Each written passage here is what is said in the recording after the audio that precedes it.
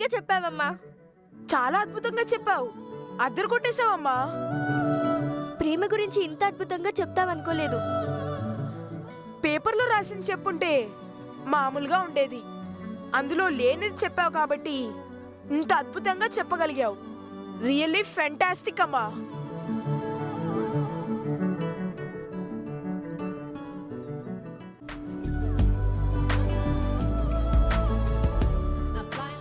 అవునమ్మా, నీ మనసులో నాన్న మీద ఎంత ప్రేమ ఉందో ఈ రోజు తెలిసింది. నాన్న మీద నీకు ఇంత ప్రేమ ఉంది కాబట్టి అంత గొప్పగా చెప్పగలిగావు. నువ్వు నిజం చెప్పావు కాబట్టి నాన్నంత హ్యాపీగా ఫీల్ అయ్యారు. నాన్న మీద నీకున్న ప్రేమ ఎప్పుడు ఇలాగే ఉండాలమ్మా. థ్యాంక్ యూ వెరీ మచ్ అమ్మా. అమ్మ ఇంకా నాన్నని ప్రేమిస్తున్న మూడ్లోనే ఉంది. ఆ మూడ్ని మనం డిస్టర్బ్ చేయకూడదు. పదన్నయ్య.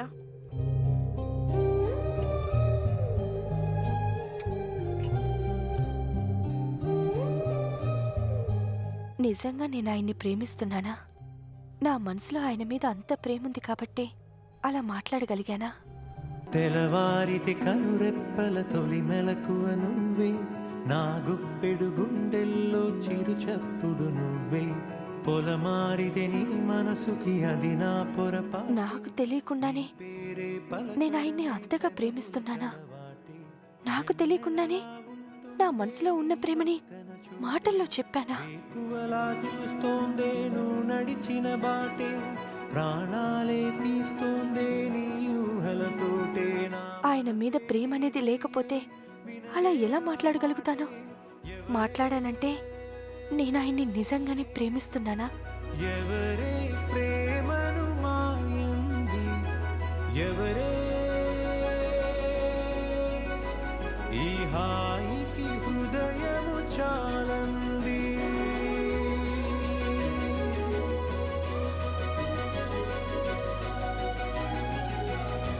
నా జీవితంలో ఇలాంటి అద్భుతమైన రోజు వస్తుందని నేను కల్లో కూడా ఊహించలేదు మీనమ్మా. Thank you మీనమ్మా. నా పుట్టినరోజు నాడు నువ్వు నా బర్త్డే సెలబ్రేషన్స్ చేస్తే నీ మనసు మారింది అనుకుని, నువ్వు మారిపోయావు అనుకుని చాలా పొంగిపోయాను. ఈరోజు అంతకు మించి 1000 రెట్ల ఆనందంగా ఉంది మీనమ్మా.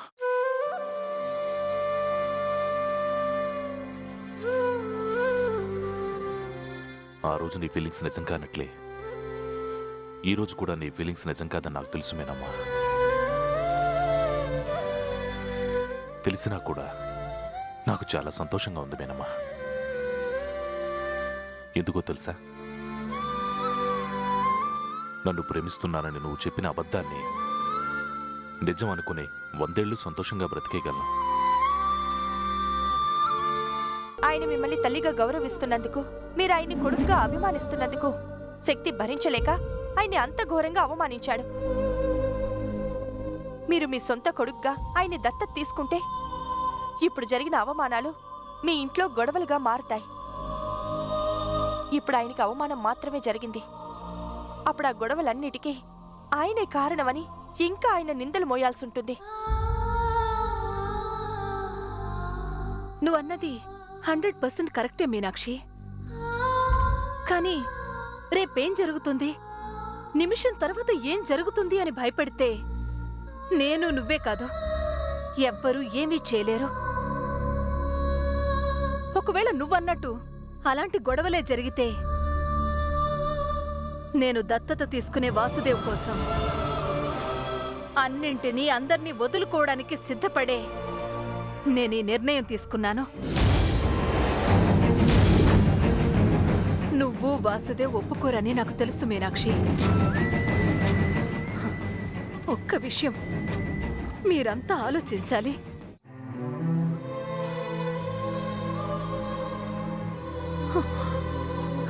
తల్లి లేని బాధ ఎలా ఉంటుందో దేవుకి తెలుసు.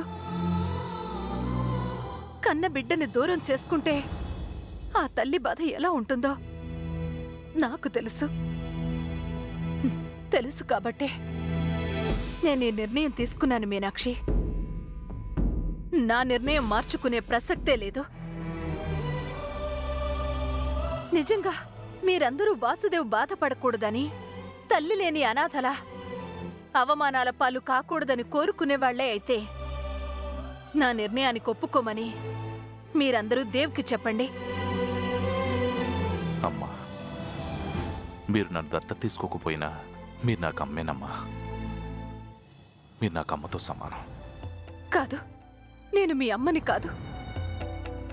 నువ్వు అబద్ధం చెప్తున్నా. నేను నిజంగా నీకు అమ్మనని నువ్వు అనుకుంటే, నువ్వు అనాథవని శక్తి నిన్ను అవమానిస్తున్నప్పుడు నేను అనాథని కాదురా, అదిగో నా తల్లి అని నన్ను చూపించుండేవాడివి. నువ్వు ఆ పని చేస్తుంటే నీకు ఆ అవమానం జరుగుండేది కాదు కదా.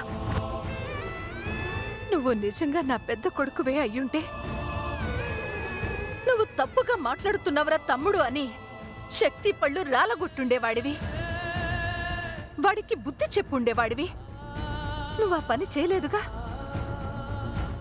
నేనే నీ సొంత తల్లి అని అందరికీ చెప్పగలిగే ధైర్యం, నీ తమ్ముణ్ణి క్రమశిక్షణలో పెట్టగల అధికారం నీకు రావడం కోసమే ఈ నిర్ణయం తీసుకున్నాను వాసుదేవ్.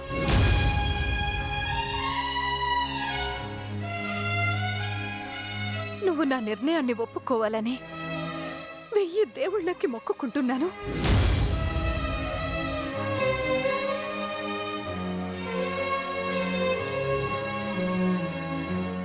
నువ్వు ఈ తల్లి మనసును అర్థం చేసుకుని ఒప్పుకుంటావనే ఆశతో, నమ్మకంతో వెళ్తున్నాను. నిర్ణయం నీదే బాబు.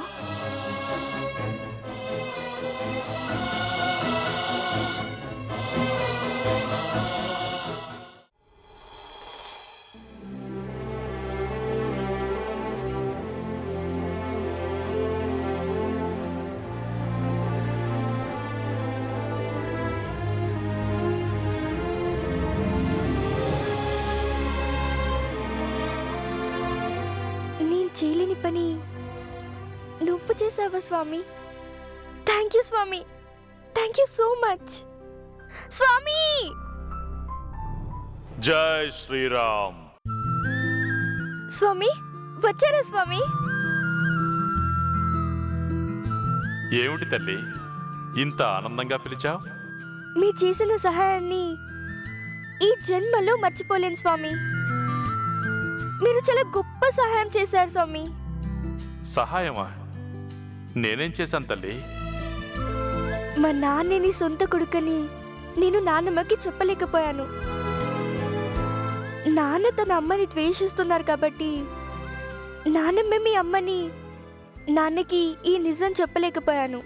ఉమ్, ఉమ్, ఆ తల్లి కొడుకుల్ని కలపడానికి మా నాన్నని దత్తత తీసుకుంటానని నానమ్మ చేత చెప్పించింది నువ్వే కదా స్వామి?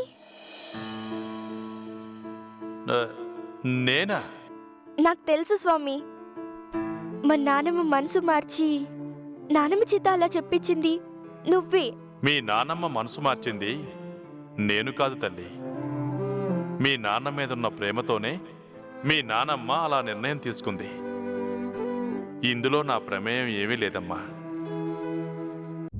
అవునమ్మా, దేవుళ్ళు అనేవాళ్ళు మంచి కోరుకునే వాళ్ళకి మంచి ఫలితాలు రావాలని వరాలిచ్చి అనుగ్రహించగలరు.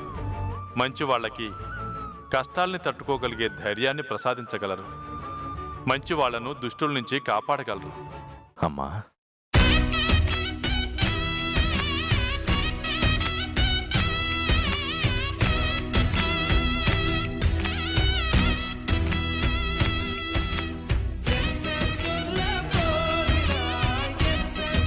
ఏంటమ్మా అలా చూస్తున్నావు?